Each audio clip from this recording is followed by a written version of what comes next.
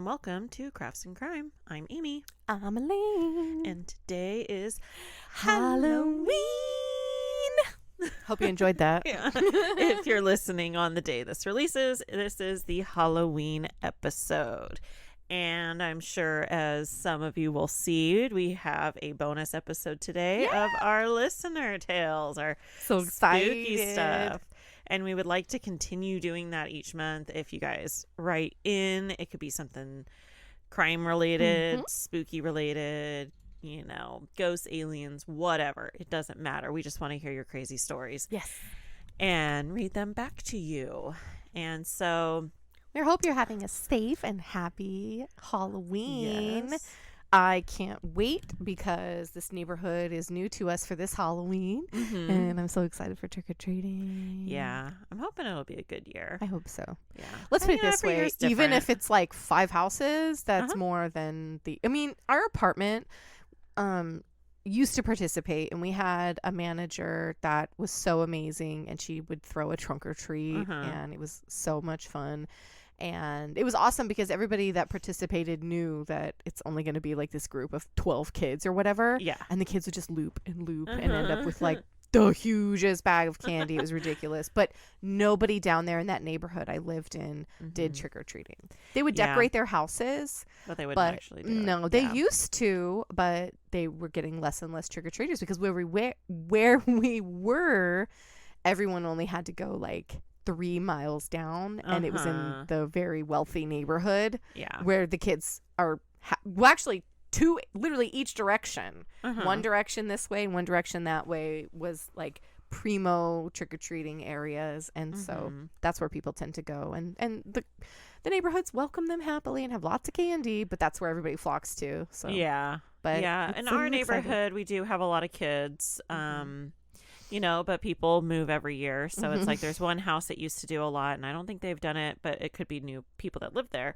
But you kind of have to walk a bit. There's one house on our actual street, and he does hot dogs, and I think last year he had like beer and stuff for the adults, but he had like sodas and Capri Suns and like for free, just like, here, come and get some food. Cute. Like that is their thing. And like they have a love little thing of candy out, and so we would, we get candy, but we're like, no, it's fine, because like either we are going home to eat, or like we just eat, depending on what time we get out. But I'm gonna be like second breakfast, like a hobbit, but dinner. Second dinner. Yeah. So it'll be fun. I don't think our husbands are going to join us because I'm not sure. they both I work really don't know. super early. Yeah. And Halloween's on a Tuesday. I know. So They're talking about making, like, I know the city right outside of where we live has talked about like making it on the weekend, like a lot of Like places everyone do, and I'm trick-or-treats. like, I don't hate that idea. I don't hate it, but it's not the same. No, It's it's not not Halloween. at all. Because then you're sitting home on the holiday and you're like, fart. Yeah, no. Yep. November 1st is just the day you're going to be tired. That's just Yep. how it is. Exactly.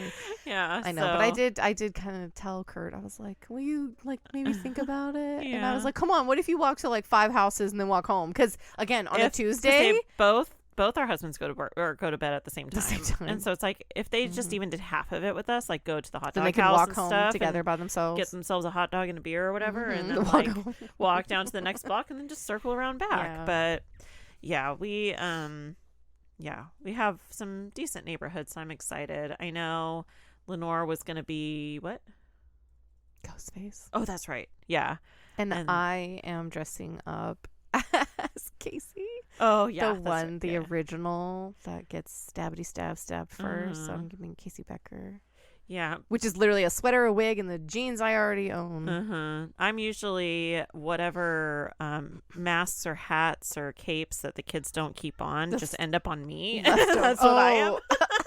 One year Lincoln didn't keep the his dress up closet. Yeah, one year Lincoln didn't want to keep his Woody hat on, and so I was walking around the neighborhood with this Woody hat on. And then I can't remember what Avery had, but then I was carrying that. But yeah, so Troy wants to be Jesus because his hair is all long, and then Avery is Robin from Stranger Things. Did she get her Scoops Ahoy costume? No, yet? it should be here next week or something. That's right. Yeah. Okay.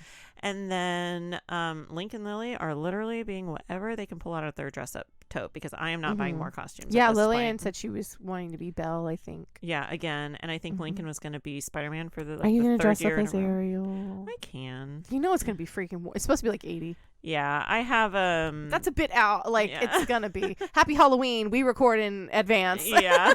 It's September. Yeah. But the projected is 80. Yeah, so my hair has been bright red for a long time, like Ariel red.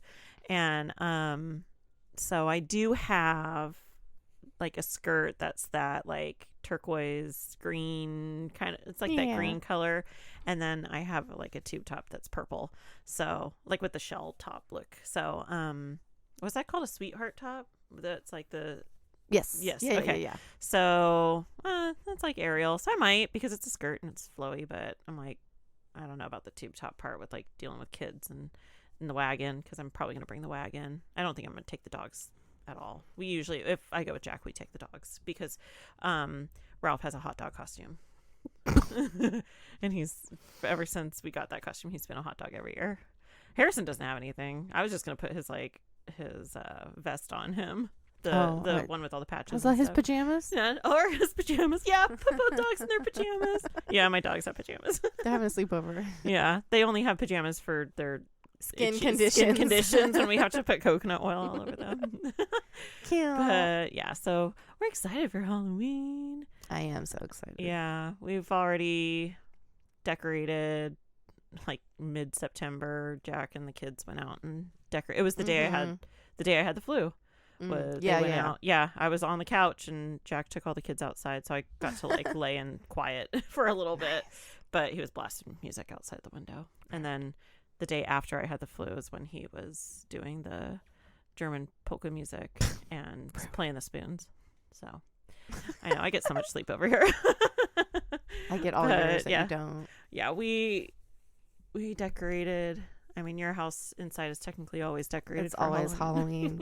We have door covers inside right now.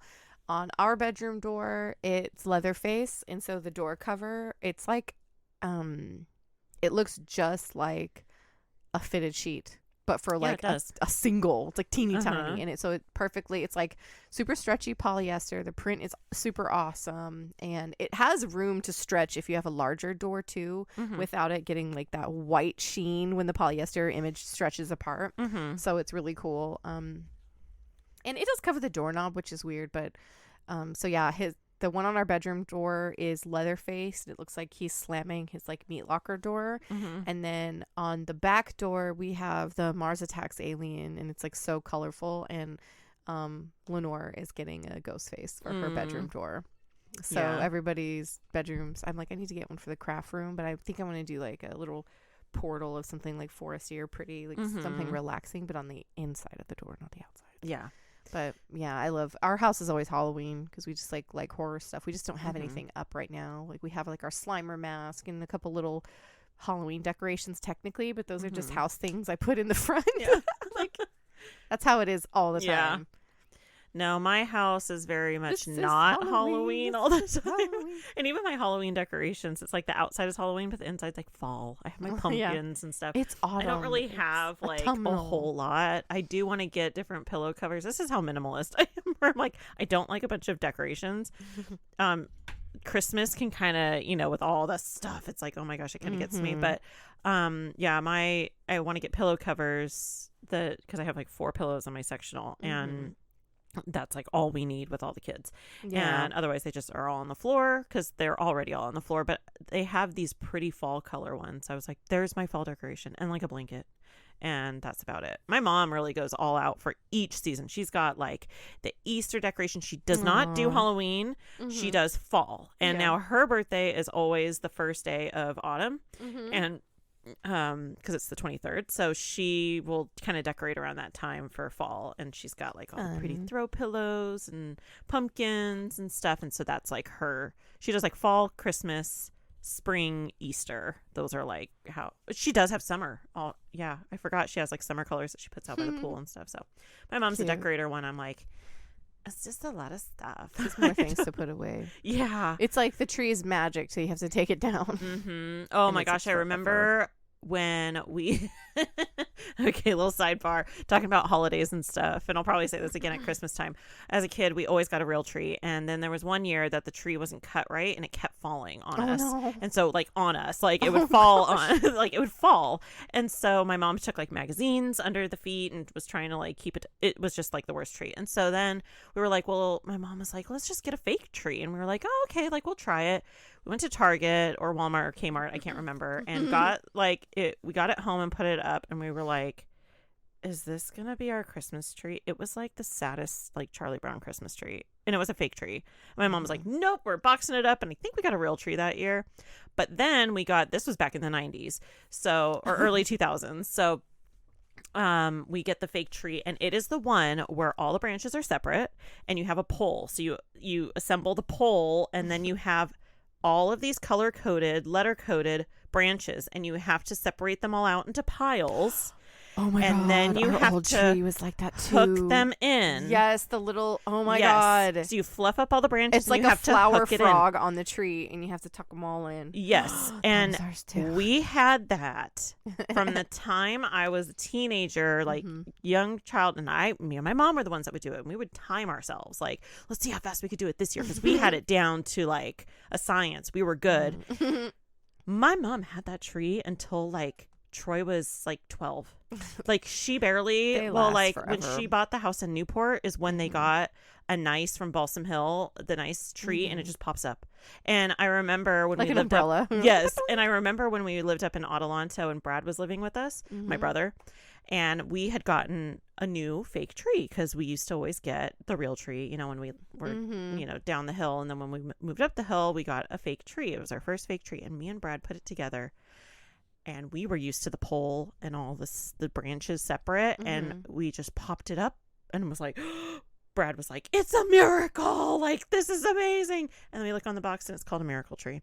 And so we were like, but that is how Christmas trees are now. And we've gone through, you have or had our old one. Yeah, a chunk of it's still in storage. We have to take out really? and throw away. Yeah. Oh, wow. So yeah, I think I was clipping it apart, and I used it to, like, make a wreath when it started falling apart, because I kept the chunks. But that was the miracle tree. Was it? Yes, with the pine cones on it. Oh yeah, Did it it have had that? little pine cones. Yeah. It was That's like the miracle tree. You popped the top, the middle section, and then the top, and you plug. Yeah. Yeah. Now It ours was is like really cute. It was a really ours cute is tree. big. Ours is like the 3 sections big. It's crazy. Those trees really, like, they aren't, things ain't made like they used to be. No. Because I had one of those trees too growing up, and I'm pretty sure my parents got that tree in Germany when they first got married. And then, so that was like my sister's tree, and it lasted through, like, the divorce. My dad kept it, and he turned it into an outside tree decoration, and it lasted until, like, a couple of years later. It finally, because Oregon, it's rainy, it finally, like, rested. But yeah, the thing was pretty solid. I mean, it was like 30 years old. Like, yeah, at least. I know ours was really old. Not 30 years old, but it was old. And I was like, oh my gosh, Mom, can we stop doing this every year? So Now that I think about it, it really was a hassle. And the funny part is, like, it was, I would do it. It was my favorite. I love decorating. I did like putting the tree up with my mom, and it was a tradition. I'd come over the day after Thanksgiving or stay the night from Thanksgiving. We'd do it the next day. Because usually when Jack was working at Home Depot, he was always gone. But yeah, so now it's holiday season. We're getting into the spooky. As the girls like to say, spooky season. Spooky season. So we're in spooky season, October, and then it's gonna be cozy Thanksgiving and Christmas and New Year's, and oh, what a time to try to, like, not lose weight. Because I'm gonna eat so much. We need to go back to the gym. We need to get a better gym routine down first. Well, before. Yeah. Well, we have time to prep for our Halloween walk, you know, because it is a lot of walking. That's why I always bring the wagon, because the kids usually end up in the wagon. Yeah. Because they can't with your little legs. That's so funny. It's weird too, because, like, it's rough for me now, like, not having public school, because that's when I got all my exercise. Like, I used to walk, like, almost 3 miles a day, taking her to and from school, because I got to go there and walk home and then go back again and walk back. Yeah, because it was, like, right around the corner. So but it's weird how, like, those 4 little trips and adds up. And so now I'm like, oh. But I mean, I've lost weight, and it's because of the chickens. There you go. You're welcome. Yeah, we mentioned chickens. There. Yeah, it's just it's a lot of work, and I'm always going back and forth, and I can't think of any other reason how I would have lost weight because I eat like crap. Well, you have more area, you have more outside, like at the apartment you didn't have all that, and so it's a lot more of taking care of taking out the trash and the recycling. You got to take the barrels out, you got to bring the barrels in, you got to pick weeds, you're planting in the garden, you're taking care of the chickens, you're moving them around, and it's just a lot more activity. And I think the square footage is bigger, so you're walking more. I'm walking a lot more distances in your house. So I've lost weight, and I think it was just from folding laundry. How many calories did you say you burned folding like a bunch of laundry? It was like 70 calories in a half an hour of folding laundry. But the thing is, like, I don't think we think of how much up above us that is. My arms were sore after that 100-pound order. Up. It's like you're holding them up, and each of your arms weighs like an average of like 22 pounds or something. Like that's like a lot.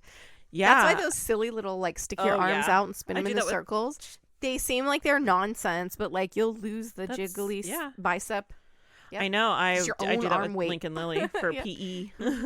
Yeah, I definitely. Well, I knew I was like losing weight, just starting to do this job because I'm like on my feet more and I'm folding laundry. So my side back gig, and forth and back and forth and back my and side forth. gig is you're a laundress. I'm a laundress, and so I provide laundry service. I go and pick it up, and then I bring it home, wash, dry, fold, and bag it all up and weigh it, and I return it to the customer. So since I'm weighing myself all the time, I could tell, I'm losing weight. Like, as a woman, that's a big thing. As a man, still a big thing, because I know Jack's, on his own like health journey right now. And so I was like, man, I did a 100-pound order, a 74-pound order, and a 72-pound order. That's a lot of laundry. And a lot of 2 of those orders, no, all 3 of them had little kids' clothes. So that's a lot of tiny stuff. So it's a lot of flicking shirts. You got a load of laundry and there's like 15 shirts in it. And so, yeah. But so we're doing the thing. And I guess we should move on to the part that you guys don't want, or that you guys are here for, and you don't need to listen to us ramble anymore.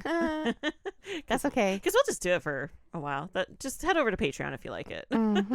So this is our life every day. Halloween craft. Halloween, kind of, yeah. Okay. So it was kind of a tricky bit of, I kept going back and forth between like, what the heck am I going to do for this? So I just kind of compiled some stuff. Okay. Just I know. I was like, in general. Do we? Yeah. I mean, I'm going to start with a good old classic. Okay. The jack-o'-lantern. Yay. As most of us know, but maybe there's someone that doesn't, and that's okay.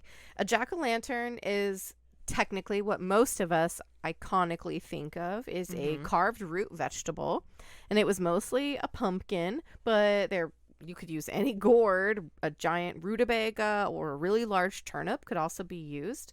And just like we do, they would carve out the top or bottom, scoop out all the guts and seeds, and just carve a face. Sometimes they're funny, sometimes they weren't. And the candle was put inside, and the term jack-o'-lantern was originally another name for the ignis fatuus, or what's called the foolish fire, and in English folklore as the will-o'-the-wisp. Ooh. Yeah, it's a phenomenon that's actually called atmospheric ghost lights, which are the gases that are released over rotting material like bogs and swamps and marshes. That doesn't go to say that it's not real. It's just a possible explanation because it's something that happens. And I guess that happens around here in like the South where there are swamps. It's like balls of gaslight. It's crazy. Yeah. The will-o'-the-wisp, isn't that like what's in Brave? Yeah. Yeah. Basically it's funny because the will-o'-the-wisp was like a little light that was sometimes attributed to like fae or elves or good spirits or bad spirits, and it could show you it could take you to a path where you needed to go, but it could also lead you astray if you don't make a proper decision. So, the Oxford English Dictionary cites the jack-o'-lantern being used as a term as early as 1837. So that's actually not that long ago for the word jack-o'-lantern.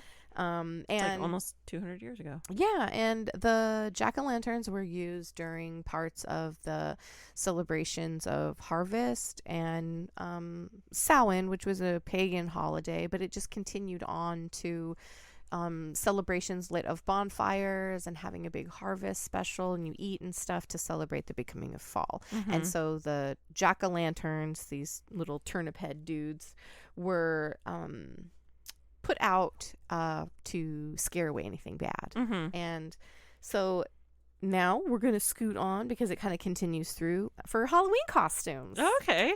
So the history is less fun than we use it now, and it was meant to scare. The bonfires would be lit, and the costumes were worn to scare ghosts and evil spirits away. And in the 17th century, it'll be a picture that we post for our Instagram post.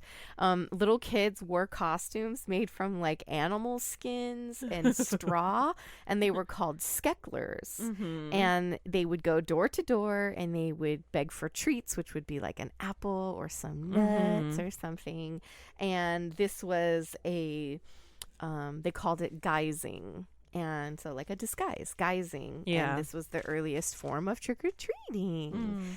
And the thing was, a lot of people do still have an issue with Halloween, and I understand that. And so due to a lot of American religious views, Halloween celebrations were actually mostly non-existent until the mid of the 1800s. And that was when the massive wave of Irish immigrants that were escaping famine and so they came over here because they had all kinds of persecutions going on as well. So they left, and they brought those traditions with them, and then they started spreading that. And it was actually fun, because the reality is Victorians loved to party.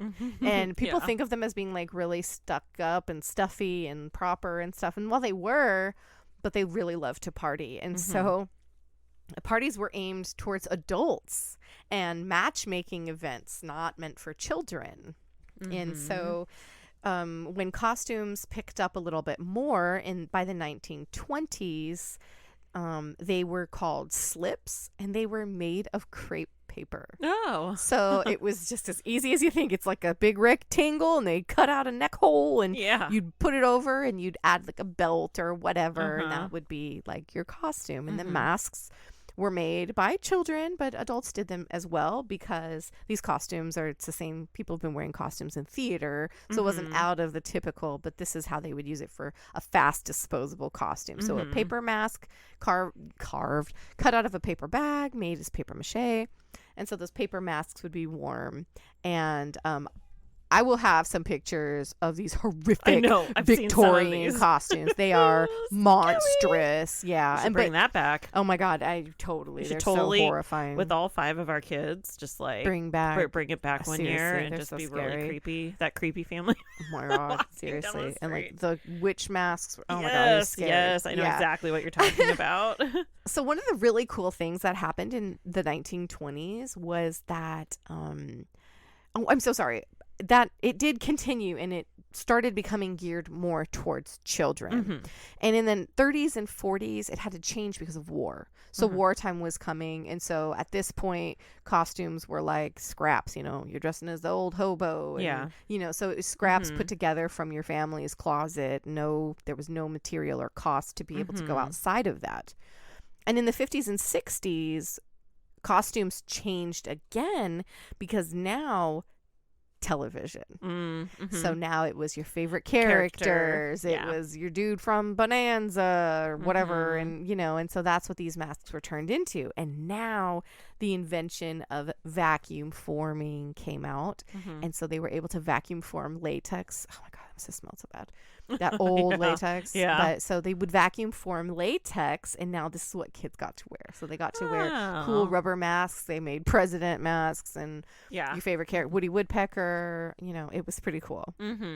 And as we know it, by the 21st century now, Halloween has become the second largest decorating holiday after Christmas. And we're talking billions of dollars. Yeah. It's crazy. Yep, I believe it because like we don't go all out, but like we have on certain years gone all out. I need to find my projection. We have that big projector thing for it's got like the skeletons and the ghosts and stuff. I think is it like one of the things you like anchor in the yard, like a little? No, it's the one you put, like we put it in the dining room because it has that big window right there because Phyllis is in the way of the, you know, and Phyllis, my turtle, not like grandma. Grandma Phyllis in the dang way of the window. No, Phyllis for the decorations. is in the window, like in the living room. But no, in the dining room, we just set it up on the dining room table at night, and it has that white sheet thing that goes over it, and then it projects the image onto there. Fun. It also has Christmas, but we just do the Halloween one because it's got like the dancing skeletons and stuff. So. Yeah. But yeah, I totally get that Halloween's like a big. Yeah. I really wish. We're lucky we don't have the money to buy those like $500 animatronics because they're like amazing. Did you see the big roosters from Tractor Supply? No. Oh, maybe is it like? Are they Christmas ones? Is it a Christmas rooster? I think it is a Christmas rooster. I'm like maybe I'm confusing it. I think it's a Christmas rooster. But yeah, I love like the an big inflatable rooster. No, it's like a big metal one. Oh, okay, with Christmas lights, like a frame. I think so. Cute. I'm like, but yeah, I would get the giant pumpkin that goes in the front yard if I could. Yeah. We were talking about it. Like, we need to buy some decorations. We usually, like in the apartment, we would just decorate like the window, you know. But even then, not really that much. Yeah, we decorate for Halloween, but we definitely decorate for Christmas. I decorate for Christmas too, and I didn't last year, and I was sad. And I need to start working now because I'm determined to turn the house into a gingerbread house. Yes. So sorry to it's interject. okay. No, it's totally fine. And you know, one of the funny parts that I did skip over, but I'm coming back to, is as a child of the 90s and you know, our husbands and my sister are children of the 80s. We had good old plastic bags. Yep. God, I was Raggedy Ann and I was like 4, and it was literally a plastic tablecloth pants, like a picnic tablecloth that's made into pants with like a shitty drawstring, and you pull it in, and like a bag. They took like it. Oh my God, neck hole, armhole. It was hideous, and the masks were like the thinnest, crappiest plastic that broke in 2 seconds. And that's what we had in the 80s and 90s. Was we went through a phase of like plastic. It was basically the Victorian crepe. Yeah. It was like we got plastic and you were so sweaty and it was miserable. So yeah, well, mine was a little different because my mom's a little over the top. That's cool, and makes though. our costumes. And I made all of Lenore's for the longest time, and she kept winning awards at school. And then we got a new principal, and then she stopped giving out awards. And I was like, because we would have won again. Yeah. So I have a couple of like explanations of what these Halloween games were in Victorian time at these parties, as we are all familiar with bobbing for apples. We did that the year of COVID. God. I have bobbed for of apples kids. one time at a friend's Halloween party. Her name was Stephanie, and I think we were like, oh my God, in I don't know, 3rd grade or something. And I was fucking horrified. I was like, this is so gross. There was like white clown makeup in the water. Yes, that's the year Avery was. Geez. She had the face paint on. She was a skeleton, and she had the whole face of white. Dipped and in. then we had some friends over with their kids, and so all the kids did, and then like me and Sarah did, and then the husbands were like, maybe not. And oh we're my like, God. Yeah, you kind of think about it afterwards. It's like a bobbing for germ. apples. Your mouth like, is open. You're just drooling all the kids. Absolutely not. Nope. Yeah. Well, what was nice is the kids like caught their apples and they ate them. So that's cool. They had something healthy. Yeah. So bobbing for apples was actually a courting game. And so hoarding. Yes. Oh. So Who's if got the you bigger got, mouth? Ew. If you got an apple on the very first try, it meant the woman was going to find the man of her dreams, the man that she has in her mind as her desired partner. If it took her 2 tries, it meant that her interest would love her, but the love wouldn't last. Okay. And if it took 3 or more tries, you're shit out of luck. You're going to be a And spinster. no, you just won't marry that person. Oh. I was like, Yeah. you're a They're cat lady now. Yes. So if you're familiar with a king cake, it's a tradition in the United States in the South. During Mardi Gras season, and it's like a bundt cake, and it's decorated in the king cake colors, which is purple, yellow, and green. and inside is a baby. Mm-hmm. And if you get the slice of cake that has the baby baked inside, it's supposed to be good luck. I don't think it's actually supposed to mean you're going to have a baby. I think it just means it's good luck. I would Like, hope it would. Yeah, I'd be like, choke to death on I don't it. accept this. I spit it out. Yeah. And so they had their kind of a version very similar. And so the cake would have little trinkets baked inside. That's dangerous. I know. But again, it's adult, so you know that there's going to be a piece in there, unless they're all hammered because they like to drink back then. And so got into hard cider. And so you would cut your little slice of cake, and depending on the charm inside, so it could be a baby, meant you were going to have a baby. Okay. A thimble meant you were going to turn into an old spinster. Things like that. Yeah. It was pretty self-explanatory. Mm-hmm. And so it was really precious. It was another little fun, charming game. Another kind of bobbing for apple game, it changed a little bit in Scotland and Ireland. This is still in the 1800s. So after the girl would get the apple, she would peel the apple and try to get it in a long strip. I know this one. A really long strip. And then she would take the apple strip, the peel, spin it over her head 3 times, throw it over her shoulder. And depending on how the apple peel landed, you would try to decipher. And that initial would be the initial of the man that you love and we're going to marry. Now is the time for the craft. Oh, okay. Shrunken heads. What? Sorry, it's not what I was expecting. No, it's not. But I thought it would be really interesting because it's actually a piece of history, as well as it's pretty morbid. And most people think of like Halloween and spooky decorations and creepy stuff. And shrunken head is actually a pretty common. Okay. I'm thinking like real shrunken heads. Well, I'm not going to teach you how, but I'm going to tell you how. I didn't mean that. I meant but you're talking about real shrunken heads. I'm going to talk about real shrunken heads. Okay. So like a craft that nobody should attempt at home. No, don't. It's just a history lesson on something very interesting. Yeah, don't do what she says to do. No, don't do it. But if you want to, you can go on YouTube, and there are people that teach you how to do it with like goats. Oh, I thought you were going to say No, actually, with it's your past relative. Way less common than people think. And it's very interesting because the amount of specimens that exist in museums in general are actually pretty most of them are like what in the oddity community would be called a gaff. It's fake. Oh yeah. Or this is more morbid. They're like taken from cemeteries and things like that and made into a tourist trinket. But those things are seriously regulated now. It's not like it's something that happens anymore. Sorry, I'm leaning back to look at something super fast so I can make sure I don't mess up something.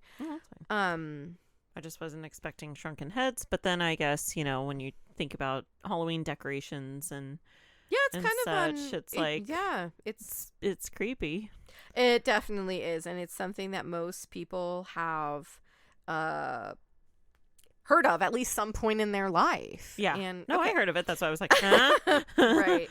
So what are we teaching the people now? One of the reasons that shrunken heads were made was because they believe a shrunken head is also called a sans, and they believed that it was only ever done with males, and it was of an enemy, because they believed that your soul was kept inside of this thing, and therefore you could not be reborn as another person. So you're kept inside of this. And so the way that the process would be is they would take the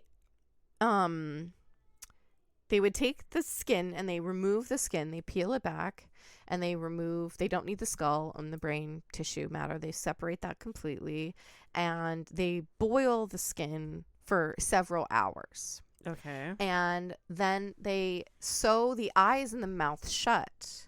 And the reason for this process was because therefore the soul could not escape through the eyes or the mouth. And through the boiling process, the skin would tighten and shrink and shrink and shrink. During this process, they would have a fire ready off to the side that would be full of burning hot stones. Okay. And they would take the stones and put them inside And as the stones heated, it would continue to shrink it. They would replace the stones, fill it with sand, and it would shrink and shrink and shrink till it got smaller, and they would put sawdust inside of it and then continue to sew the neck completely shut. Okay. It's actually a much simpler process, which is really interesting because it would basically just be smoked and jerkied down. So it's not like the bone skull. No, which is, I think, it's removed. So it's just like, what's on the inside? Just sawdust. No brain, nothing. It's just the skin. And so during the process, they will reshape and refine the nasal structure and kind of to keep the shape as much as they can. That's weird. I never knew that. Yeah, there's like 13 that exist in a museum, and I believe that they said there was only like 6 or 7 that were actually human, and then the other ones, which was common for tourists, were made by the tribal people, which is so gross because like most of them were stolen. They would be made out of like sloth heads, monkey heads, and stuff like that. And it's crazy because it's such a ridiculous process. It's so simple, and it's so weird. It's so weird, yeah. And it's something, it doesn't happen anymore. It stopped a long time ago. Well, with the animals, it's still weird. Like, and like I said, you can people make them, as I said, like as a gaff, because you have to imagine when the skin of an animal like shrinks down, you're gonna lose that hair and stuff. You're super I know. I'm able thinking to like make a it. bear or a I think lion. it would be way too big. I It's think just it'd be like huge. we would need something like you said, a monkey or something that's something like small. smaller relative to our size, like. Especially because like if you imagine like a small tree monkey or a small sloth, that's going to be less work because it's already little. They don't have to cook it down and shrink it down. Rabbit, like I know, like, and I swear squirrel. I've seen somebody do it like on YouTube. I think with like a goat head or something. That is so bizarre. I know, it's strange. That's weird. Wow, that's not what I was expecting at all. Ta-da. Well, I'm not decorating with the shrunken heads, but Me neither. now I know how to do it if I ever wanted to, which I don't recommend. No, I don't think that's a craft we're going to share on Patreon. I could do it. We could do it, but let's not do it. Maybe if you pay enough. Oh, no. I'm just kidding. No. Although I do have a baby goat in my freezer. I forgot about that. It's so tiny and precious. I need to fix it soon. I think you should explain why. Did you already explain I'm why? not sure. I think you did. I don't know. My friend is so precious, and she had a goat, and it had triplets, which is crazy. And the 2 twins were fine, and then one of them was stillborn because it was so tiny. It's like half the size really of what a itty-bitty. a newborn kid, a newborn baby goat should be. And she sent it to me, and I thought it was so sweet. So you can and preserve, it's really, you're gonna do a wet specimen, right? Wet preserve. And it's Kinda so like what you little. would I don't see even need in a like little. a museum or something, like the bodies exhibit or something where it's just for like you can see the anatomy of and it. It's so precious and so little, and it's so sad. And its little teethers are like. Okay, sorry. I know that was kind of weird, but I really struggled on what I was gonna do for and Halloween because everyone's creepy like, and strange. I'm sure ready for the Halloween like fun, but a little creepy. And now I am going to share a crime that is also creepy, and I struggled with this like you and I kept going back and forth, and I think many people who are into true crime know a lot of the typical Halloween ones, like the real Candyman, just there's a lot of Halloween crimes. And so I'm like, well, I don't want to be all cliche and just do a Halloween crime. So I am doing one that does take place in October. So this is the case of Jose and Gloria. So Jose Lara had immigrated to the United States from Mexico, and he was just working to make a really good life for himself. He's, as most immigrants are, like my neighbors, they are I swear, like up 24/7. They're always doing something, always leaving to work, always doing something. These immigrants are hard workers, and so Jose was. And this all takes place in California, by the way.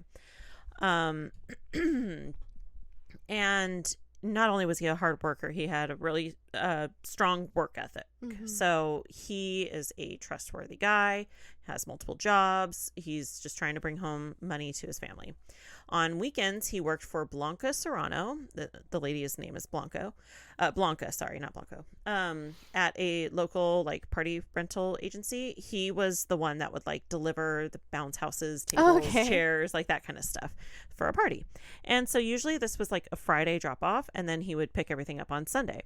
And he would typically take along his longtime partner / girlfriend, Gloria. And he would just take her along with these deliveries, kind of like what I do when I pick up my deliveries, and I just take Jack with me. And I'm like, hey, just hang out with me. You know, it's a 20-minute drive. Let's just talk. So I get it. They spend the weekend together doing these deliveries. And both of them were actually trying to create a good life for themselves and for their family. So Gloria Vialta was a mother of 2 children, daughter Diana, and she's the oldest. And then 10 years later, she had another daughter, Cynthia. And both of her daughters actually had different fathers. Not that that really matters. But Gloria and Jose, you know, are a couple now. And Gloria's actually a little older. She's 7 years older than Jose. But they decided, you know what? Let's move in. Let's make a life together. So Jose then became stepfather to both the girls. And Jose worked and Gloria stayed home, and she just took care of the girls. And in 2010, Diana, who's the oldest daughter, she moved out of the house and just, you know, moved on with her life. She started her own family. You know, she's older, so she's moving on. Yeah. And Cynthia was then the only child at home that Jose and Gloria had to take care of. And they made sure she had everything. You know, she's like the only child. So it's like they made sure she had everything she wanted to wear. You know, new phone, nice, you know, pretty much anything that you can imagine. And all of the rest of their money actually went to Gloria's medical bills, because Gloria she had diabetes. She had a walker. She had issues with her eyes. She was like basically like partially blind.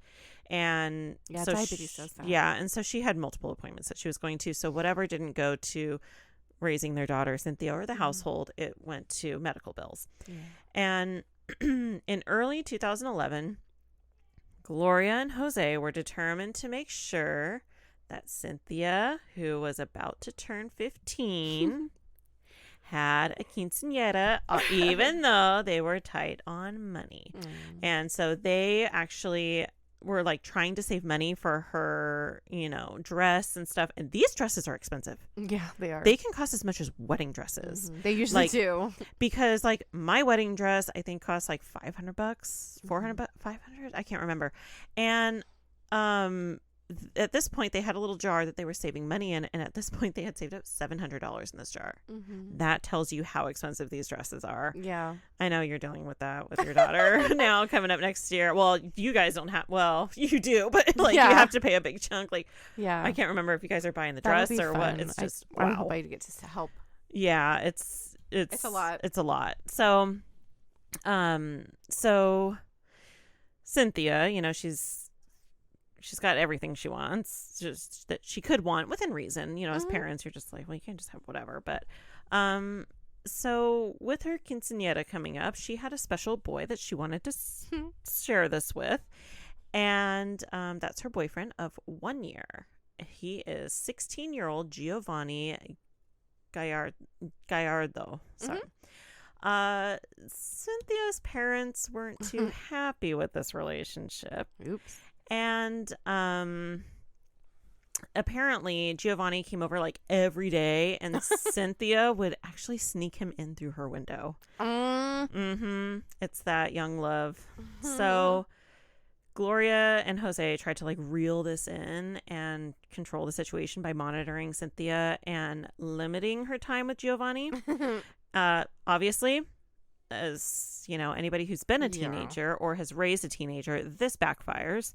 And Cynthia basically just did anything that she could do to be with Giovanni. She would like run away with him whenever her parents tried to keep them apart, and it was just, she was obsessed. You know, they're obsessed with each other. So in June 2011, Cynthia had her quinceañera, and then by the fall, Cynthia and Giovanni started to make it sound to other people like her parents were accepting of their relationship and that they were actually going to host a Halloween party at Cynthia's house. And so Cynthia had made like all these invitations. She passed them out to friends and classmates and like told everyone like, my parents are going to be there. We're going to do this big, like, they're so supportive of our relationship. Now we're going to do this big party. Woo! So everyone knew like, oh, okay, she's doing this like big party. So on October 17th, 2011, this is, like I said, in California. This is actually in Compton, California is where they lived. Blanca Serrano, Jose's, coworker, went to the home of Jose, and he had been her employee and friend for like 15 years. And so she goes to his home. He's in his 50s, by the way. He's like 51. Because, he didn't show up for work. And he didn't call in. And she knew this is weird. Not normal. Not normal for a trustworthy, dependable, hard worker. So she was like, I'm going to go and see what's going on. So he, as we know, shares this home with it's his common law wife. They've been together. Gloria and Cynthia. And so she just knew something was wrong because when she got to the house, she could see that the front door was slightly open. And when she looked in, she could see that there was like clothing, trash, food, like everywhere. The place was like trashed. And there was also a mattress that had been moved into the middle of like the living room, the middle of the floor. The house is dirty, stuff everywhere. And it's clear this is not how Gloria keeps her house. Like, this is not how they live. Something had happened. It looked like it had been ransacked. So, she's looking around. There's like drawers, cupboards, like everything open. And so there was even soup, like chicken noodle soup left out on the stove. And so then looking through the house, they're like, but there's Halloween decorations everywhere. Like there's about to be a party or something. So like, what is going on? So yeah, Jose is gone. Gloria, Cynthia's gone. Nobody's at the house. So she immediately called the Los Angeles County Sheriff's Department, and deputies arrive, and they're doing a routine wellness check, like check around the house, see if it looks like foul play occurred, or, whatever. And when they go into the house, they can absolutely tell something happened. There's rotting food everywhere. And on the kitchen floor, they find a Halloween mask. It's like an all black, like skull type face. Oh, okay. And then they look through the house. They see jewelry boxes and jewelry missing, and anything of value was taken. So they're like, is this a robbery gone? Like, what? During a party? But there's no signs of struggle or like forced entry or anything. So they start talking to the neighbors to see if they saw anything. And the neighbors said that they hadn't seen either Gloria or Jose in like a while, but they did see Cynthia. One of the neighbors said they talked to Cynthia and asked her, like, where are your parents? We haven't seen them in a little while. And Cynthia just said that her mom was in the hospital having eye surgery. And as we know, she had, Gloria had health problems. It's not too far-fetched that she's just in the hospital having eye surgery. And she's like, oh, yeah, and my stepdad's there taking care of her. So that seemed like, okay, that's probably, I'm sure she's had surgery before, and it's the same thing. But Cynthia was acting a little strange, and she was seen dumping family photos and her mom's clothing in the dumpster. And so when they kind of asked her, like, why? And she was like, oh, well, my mom's having surgery, and so I'm just helping her clean up and stuff. Like, we're just getting rid of some old things. And they were like, oh, probably thinking, oh, how sweet. She's just helping out. And so nobody really thought anything of it. So investigators then start the task of trying to locate the family members. So they check hospitals because, Cynthia had said that her mom was having surgery. So they check surgical centers to see if any of them had been there. Of course, nothing. So they know that Gloria had not been in the hospital for eye surgery, like Cynthia said. So they get in contact with Cynthia's high school and discover that she had not been attending classes. So detectives then, start looking through the house more thoroughly to see what had happened or may have happened. And as we said, it looks like a robbery. It's like, that's what I would think. You see a house ransacked, drawers pulled open, cabinets, like stuff rifled through. It looks like a robbery, and valuables gone. It looks like a robbery. And so that's really all they had to go off immediately. But then they find a notebook on the couch in the living room. This notebook had things written in it, such as, quote, "I don't think I can do it." Another page, "You do it." Another page, "What about if she is going to her bed? Can you kill her?" So all of these notes were written like really big on the pages, like if you're trying to hold up a note for someone to read it from across the room. So, maybe someone just outside or, just on the other side of the room hiding. It's very suspicious. All like, it's clear this has murder intentions. And so whoever was writing the notes wasn't saying that they were going to do it, but instead telling like the other person to do it. Like, you do it. I can't do it. Can you kill her? Whatever. So because of this, it was obviously referring to a crime. So it was changed quickly from a missing persons case to a homicide. They're like, they must be dead. And so this is when the LA County Sheriff's Homicide Bureau got involved, and it was clear that more than one person was involved, and that clearly a homicide occurred. Like, there's no way they would just disappear. Yeah. So they still had to do their job to try to track down the family members, and it doesn't take them long to get information that Cynthia has a boyfriend named Giovanni. So investigators know we got to find him. But before that even happens, they get some information. They knew from the neighbor that Cynthia had said that Gloria was getting an eye operation. But then they get a call from Gloria's oldest daughter, Diana, saying she had no idea about the eye surgery. And and then she tells them, "My parents had issues with the boyfriend." So like something's wrong. So they immediately go to the high school where both Cynthia and Giovanni go to school. And they were able to get the address for Giovanni. And they go to the house and they talk with his mother. And she said that she had seen both of them just the day before. And so they knew that Giovanni and Cynthia are separate from Gloria and Jose. This is two separate. They aren't lost with the two of them. Something might have happened to them and she's just hanging out with her boyfriend. So they know these are two separate, they're not together. Yeah, and they're not. They did not all go missing together. Right. Yes. So they knew they needed to find the teenagers. So they told Giovanni's mom, "If you see them, if you get in contact with them, let us know." And the very next day they get a call. And she had reached out and said that she contacted Giovanni and they came back to the house. And so she was telling them about, the police came and you need to go and interview the police and give them some information on what's going on. So they went in and they were questioned. They were placed in different rooms, obviously. You don't want them feeding each other information or changing holding up the story. Big notes. Holding up the big notebook. Want me to kill him? Yeah, so they, need to make sure that their stories match up. So, of course, they both share the same exact story. And that's the same story that Cynthia had told the neighbors. Oh, the mom went and she's had eye surgery stuff. Okay.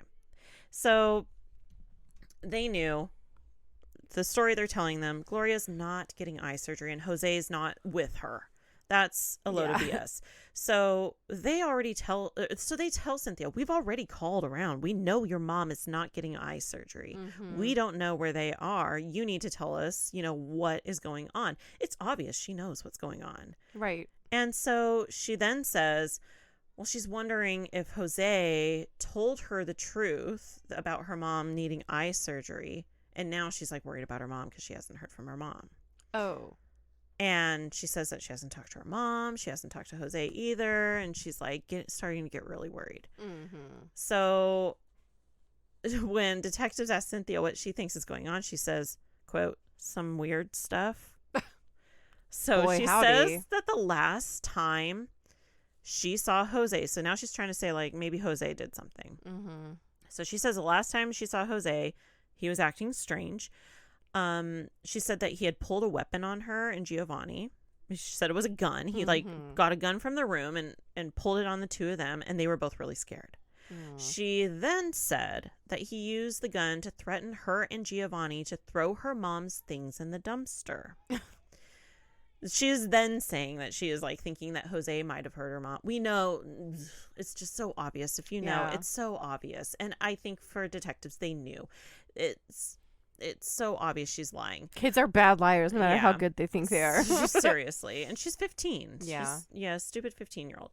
So she's claiming all kinds of things that her stepfather did and like threatened. And she's kept claiming that he was threatening to kill them if they said anything to anyone. Obviously, load of bullshit. Yeah. It's stupid. So they confront her with the notebooks and ask her to explain the writings in the notebook. They ask her, like, is this your writing? And she admits it's her writing. So then suddenly her story changes. Oh, boy. Yeah, who would have guessed? She then says, quote, my boyfriend, he wanted to kill both of them, my mom and my stepdad. So, like, as we know, her parents did not approve of the relationship. They had actually talked to the mom about them not being together. Clearly, they both didn't like this. Giovanni did not like this and thought that the parents are the problem. Yeah. And so Cynthia then admitted to telling Giovanni, she said she told Giovanni something that may have made the entire situation worse. She told Giovanni that her parents abused her. She said that both of her parents physically abused her and that her stepfather sexually abused her. She said that after she told this to him, he was determined to hurt her parents. It just obviously added fuel to the fire. It was like clear that it's just clear that the two of them see the parents as the problem in their relationship. So Cynthia is then saying that Giovanni was the one who made the plan to kill her parents so that she would be free from the abuse. Yeah. She is claiming that Giovanni is the mastermind. She claimed that she was even a little afraid of Giovanni at the time because of how upset he was about the whole situation. So then she says that on the evening of October 12th, Giovanni came to her house with a backpack, basically his murder kit. Yeah. He had a baseball bat, and Gloria was in the kitchen making dinner. It was chicken soup. Oh. He had a mask on and had alcohol that he put on a rag, pretty much hoping it was gonna like make her pass out. I know, like a Dumb movie. kid. Yeah. So in the home at the time was Cynthia, and she was holding up the notebook with the messages telling him what her mom was doing and where she was. So it's clear that Cynthia was like hesitant and whatever, like it's killing your mother. So she says that she went outside when Giovanni attacked her mom. And so Giovanni approached Gloria with the alcohol-soaked rag, covered her face with it. She collapsed to the ground, and he strangled her. Jeez. So that fast. Cynthia said that Giovanni then called her back into the house. And when she came back in, her mother's body was bound. And they took like bracelet off of her, like jewelry. Like, how shitty is that? Like, let's now take all her valuable jewelry off her body. Then they went and watched some TV and hung out while they waited for Jose to come home. So then at 8:30, Giovanni hid behind the door. And when Jose entered the house, Giovanni hit him twice and then stabbed him multiple times. Yikes. They then waited until midnight and loaded the two bodies into the back of Gloria's car, which she had like a Jeep Cherokee. And then they just drove around looking for a vacant lot or somewhere that they could dig graves to bury the bodies. They found a spot in North Long Beach, because remember, this is California. And Cynthia said that Giovanni dug the hole and then they put her stepfather in the hole. But the grave that they dug was not deep enough for both of them. So they decided to put her mother's body back in the car and go back home. She said that Giovanni then cleaned up the house and then they just went to sleep. Yeah, I don't know how. Yeah. So this whole time they left Gloria's body in the trunk of the car. And then the very next day they went to school. You know, gotta keep those grades up. So over the next few days, they started selling like belongings. So that's where all the jewelry and, everything, anything of value. But like someone said, I think they got like $500 for it, like less than $500. It's not even a whole lot. Yeah. And it wasn't until the third day after the murders that they finally buried her mother's body behind an abandoned house in Norwalk. So in all of this confession, it's clear that Cynthia is trying to reduce blame on herself and put it all on Giovanni. Yeah. She's trying to distance herself, and she's blaming it all on her boyfriend. So when detectives talk to Giovanni, he says that what she says is true. Like, yeah. He says that he killed both of her parents and that she had nothing to do with it. He does say that Cynthia at the time, so this is infuriating as a parent.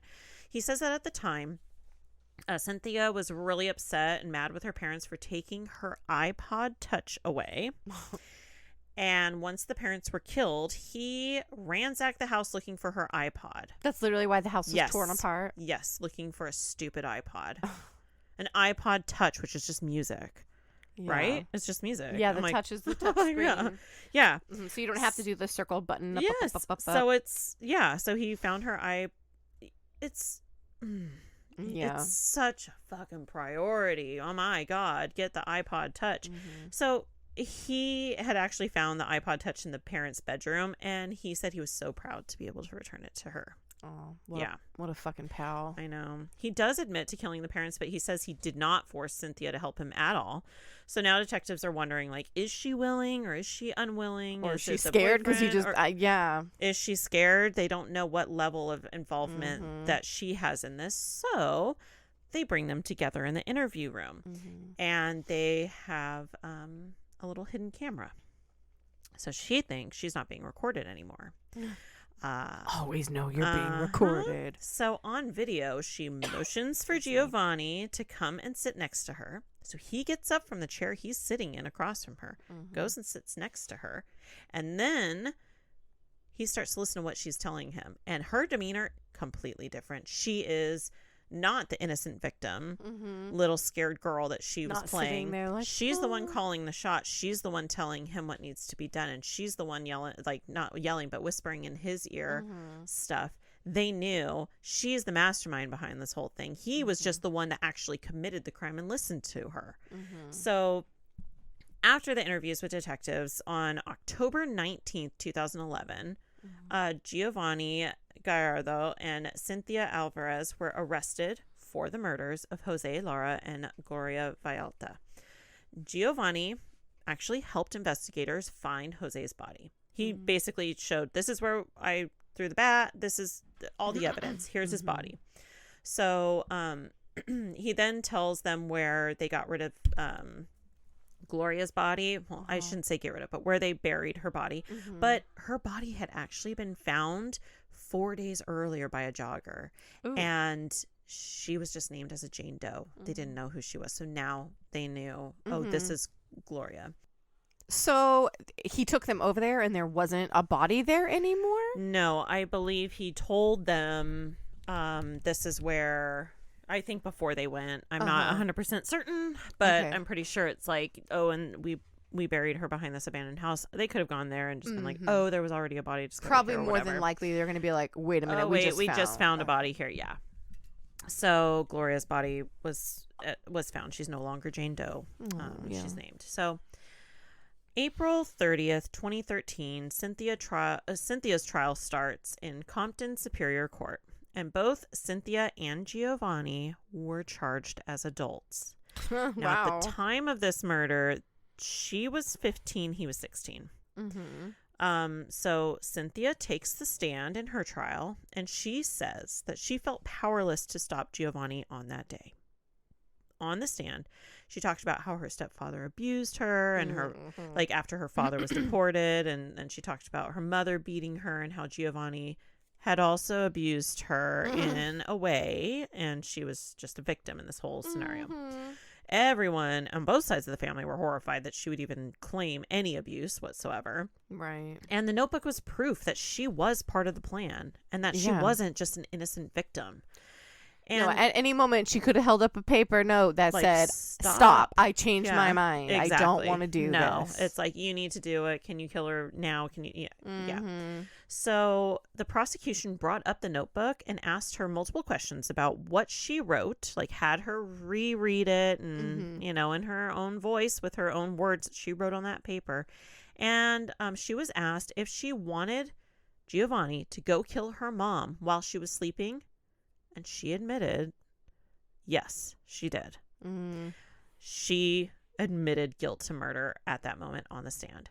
So, Oops. Yep, basically, she's like guilty. But, Right.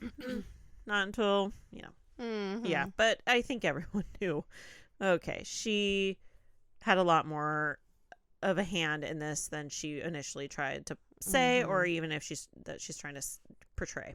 So her actions after the murders, after her parents were killed, didn't help her case out at all either. Remember, she wanted to have a Halloween party. Right.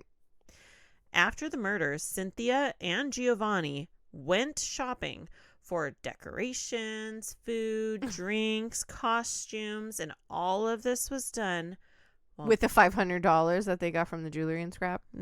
Probably. But her mom's body was in the her mom's body was in the trunk. They trunk. were just packing jack-o'-lanterns on top of mom. That's fucked up. Her mom was in the trunk of the car. And the thing is, too, to not be super gross, it's hot as shit here, and it's almost October. It is. It's California, even down in, let's say, Long even Beach, back Compton then, area. I was living here.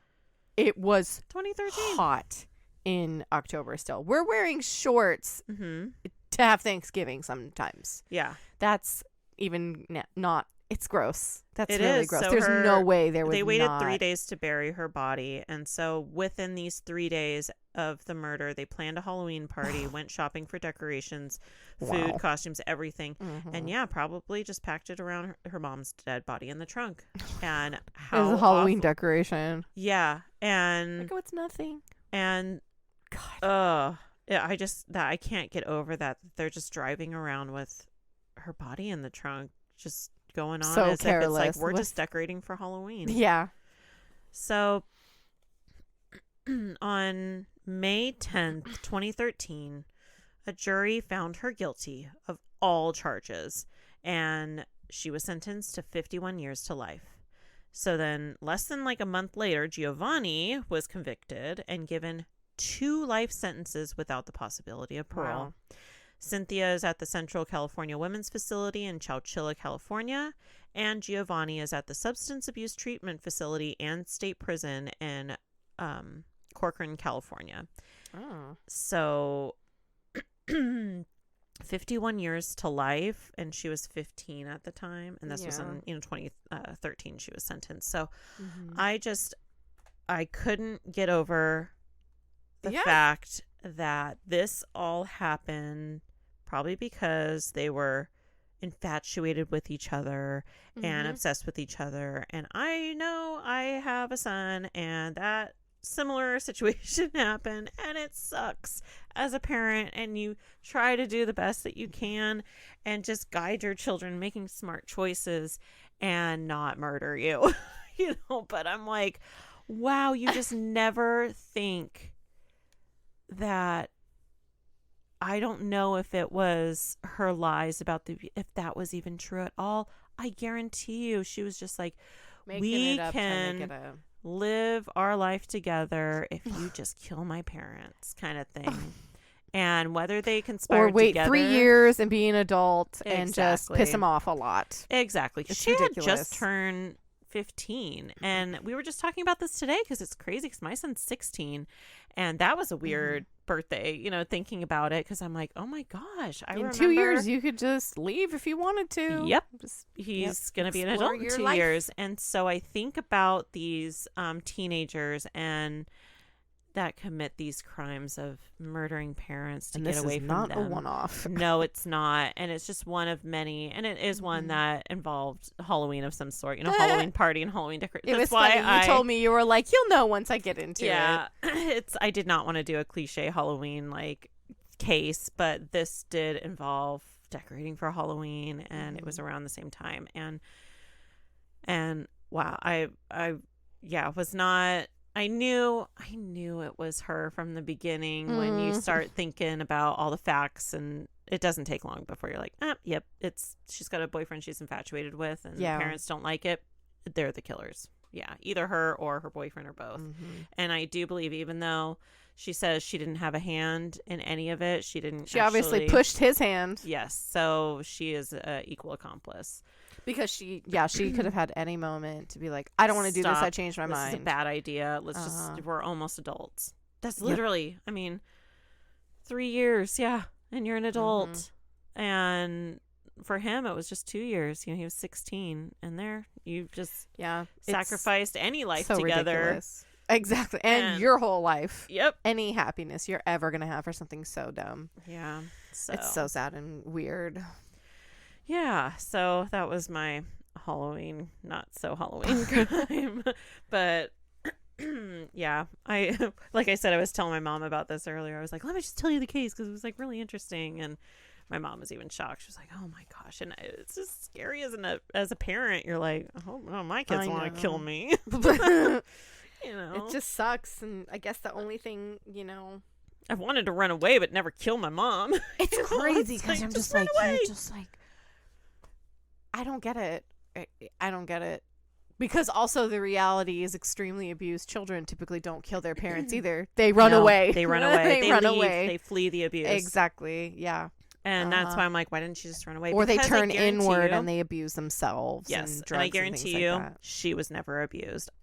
I guarantee you she was not abused. And if she was, then that is awful. Yeah. But the way that this worked out, like you said. The process of her thought process, that's where she went to. It was manipulation. Yes. It was. She's a very manipulative, controlling person. And she clearly manipulated and controlled Giovanni.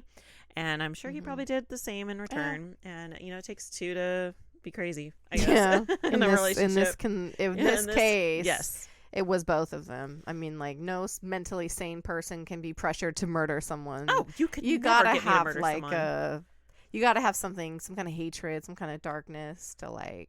You're not protecting yourself. And it's that teenage angst of just everything is to the 10th degree. Everything is so important, and it's the end of the world all the time for like the smallest thing, like your iPod Touch. Yeah, yeah. I mean, seriously. I was literally like, dang, they must have had some freaking rager party. Nope, he tore it apart. Nope, they didn't even get to the party yet, and they were arrested for murder. And yeah, I think all their friends, like, what I watched, it'll be in the show notes. It's actually the show Snapped. I don't know the last time I've watched that. It's been a long time. It reminds me of my Aunt Patty because she would watch stuff like that. The narration and stuff. I'm like, oh my gosh. Yeah, it's like those episodes like Women Who Kill. Yes. Jack was telling me about that show. Yes. But yeah, it was an episode of Snapped, and it just came across in my research of like crimes that were committed around Halloween, shocking, I didn't know what I was going to do. And then that came up and I was like, whoa, I'm totally deep diving into this one. Yeah. And but I watched it on Snap, and so you could see her friends and stuff talking about like, oh yeah, she got like these nice invitations, and they were like, oh, she's gonna have a big party and her parents were gonna be there. As a high school kid, you're like, whoa, parents are gonna be there, big Halloween party. Yeah. Hilarious. So party never happened. Now she can enjoy party's never gonna happen. Yeah, she can enjoy every Halloween in the same costume every year. Prison. Yeah.